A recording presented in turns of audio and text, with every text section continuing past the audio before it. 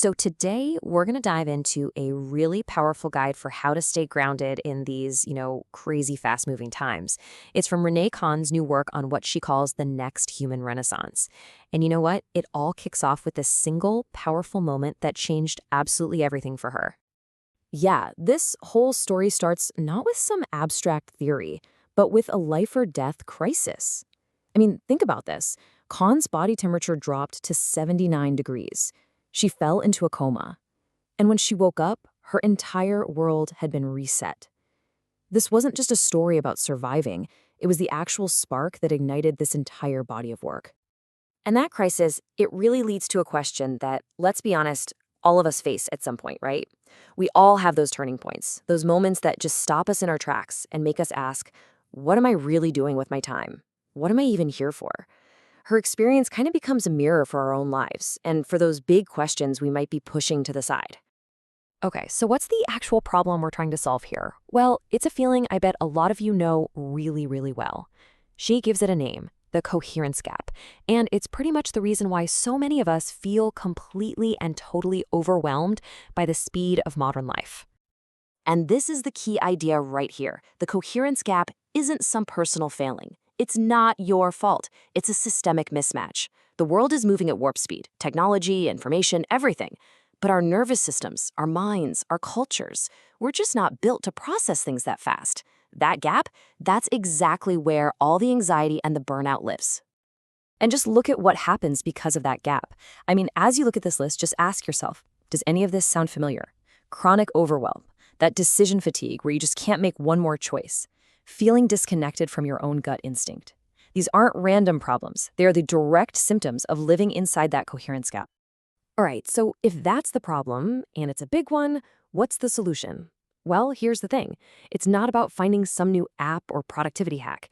Instead, the argument is that the answer is about coming back to 4 incredibly powerful intelligences that we already have inside of us. So first up, we've got somatic intelligence, or SI1. And really, this is all about the body's truth. It's that gut feeling, right? The tension you feel in your shoulders, that deep sense of yes or no that shows up in your body way before your brain has even had a chance to analyze it. It's our foundation. Then we have the second one, spiritual intelligence, or SI2. Think of this as your soul's compass. It's your connection to what truly matters to you, your purpose, your values. It's that quiet inner voice that helps you figure out the right thing to do when the world outside is just so loud and confusing. And of course, there's our good old human intelligence, HI. This is what makes us, well, human. It's our superpower for making sense of everything, for weaving stories out of chaos, for interpreting what happens to us, and for building a shared culture. It's how we create meaning. And last but not least, we have algorithmic intelligence. Yep, AI, and this is so important. Look at how it's framed here. In this model, AI isn't the boss. It's not here to replace us. It's a mirror. It's a tool that can help us organize our own thoughts, see patterns we might have missed, and just amplify the intelligence we already have. Okay, so here's where the magic happens. It's not about using just one of these. It's about putting them all together.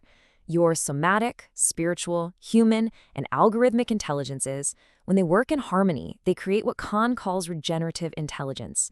And this isn't just another buzzword. It's a state of being, a state of coherence that lets us feel grounded even when the world is chaotic. So you might be asking, great, but how do I actually do this? Well, it comes down to this really simple but powerful practice, a kind of circuit. You start by feeling, tapping into your body's wisdom. Then you listen to your soul's compass. Then you think, using that amazing human brain to make sense of it all. And finally, you reflect, using tools, maybe even AI, to clarify and organize. The order here, it's everything. And the best part is, this isn't just some abstract theory, no. This work comes with practical, hands-on tools to help literally anyone get started. It's an invitation to create your very own guidebook for life, a place to capture your own wisdom, your stories, your turning points. And what I love about this is that it's designed to meet you wherever you are. There are really 2 paths you can take with the same workbook.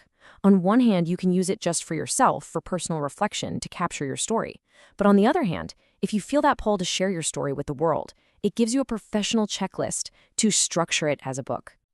And look, they make it so easy to get started. You don't have to feel overwhelmed. This checklist here, it shows you how simple it can be. It's not about writing a perfect masterpiece on day one. It's just about taking these small, concrete steps to start capturing what life's already taught you.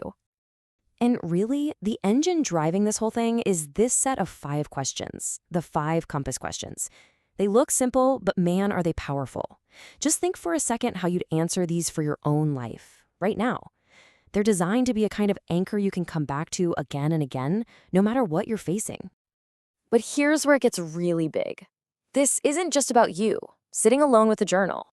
The vision is so much bigger than that.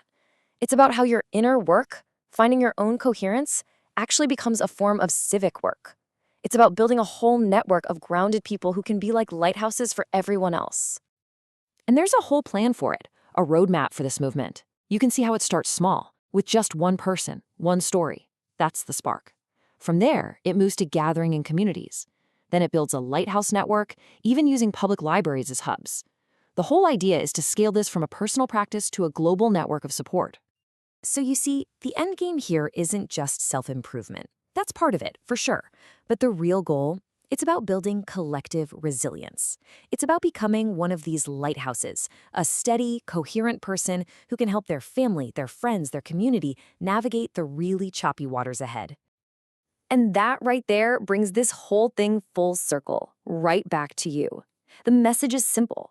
Your story, your experiences, the hard stuff you've been through, it all matters. It's a source of light. So the only question left is the one you see on the screen. In a world that definitely needs more light, what will you choose to illuminate?